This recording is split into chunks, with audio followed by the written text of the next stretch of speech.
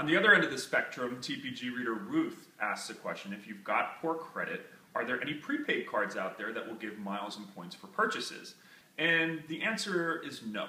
Prepaid cards themselves don't give miles and points. It's the buying of the vanilla gift card or the reload feature, like a PayPal card, that actually earns you the points when you use a mileage and points earning debit or credit card. Now, if you've got bad credit, the first thing I would recommend is start off with a debit card, because there's no hard pull on your credit. Barring any incidents you've had with that bank, debit cards should be pretty easy to get. There's a Delta SunTrust card that'll give you 1 Delta mile for every $1 spent. There's also a Bank of America card, Alaska Airlines, 1 mile for every $2 spent. That's a good place to start off. But if you want to get into the miles and points game deep, you need to get good credit. And the easiest way to get that is to pay off all your current debt, which is easier said than done for a lot of people, so that your balances are low.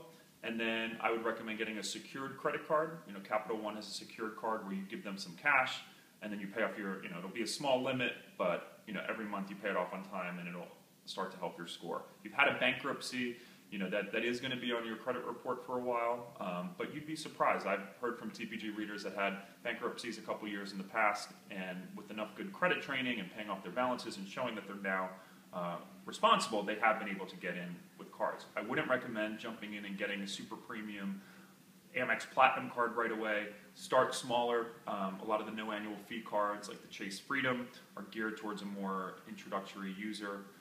So one step at a time, but I think the debit card would be your quickest way, and then you can actually use that debit card to purchase vanilla reload cards if your local CVS or Walgreens sells them, and then you can then load that back onto Bluebird and then use it to pay bills or even take cash out.